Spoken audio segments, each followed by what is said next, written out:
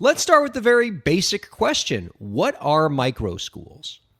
Yeah, it's really simple. The National Microschooling Center, which has been around for a few years now, actually defines it by the number of students. So if you have 5 to 150 students, you are a microschool. So 5 students, maybe it's like a homeschool mom with a few kids down the block. That's 5 students in her house. That's a microschool. Or a kind of small school building with 150 students would also be considered a microschool. So it can be funded in any way. It could be private, public charter, whatever, district partnership, but it is the size that defines it as a microschool.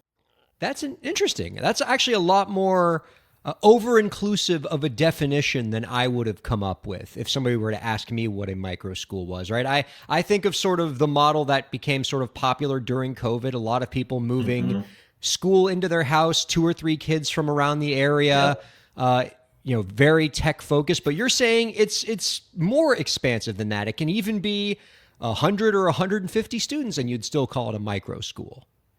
Yep, absolutely. And actually, some people are starting to define it as like up to 200 students, which is really a small school at the end of the day, right?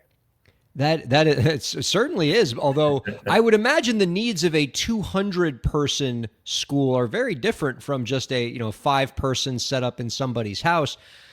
Are there some dangers in that having too encompassing of a definition can sort of like make it just too expansive and there's not a lot of commonalities between these kinds of schools? Or do you see some common threads even between the 5-person school and the 200-person school?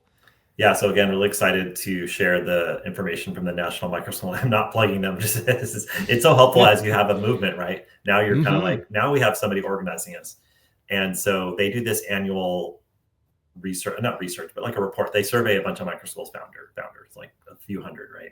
And they are able to give us information. So what we see across the space is the majority of microschools use self-directed learning. Majority of microschools do some sort of experiential, like project-based learning. And majority of microschools have multi-age classes.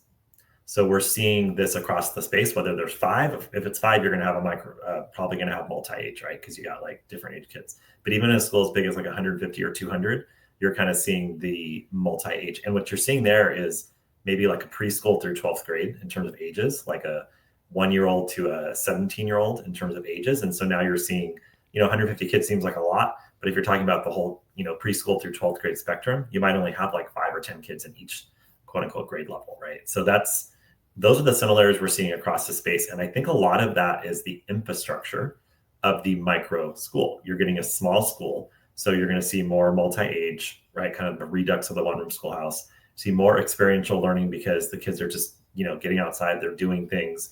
It's not as traditional. So you're just kind of seeing a lot of this happening based on the size and the type of people that are launching these micro schools.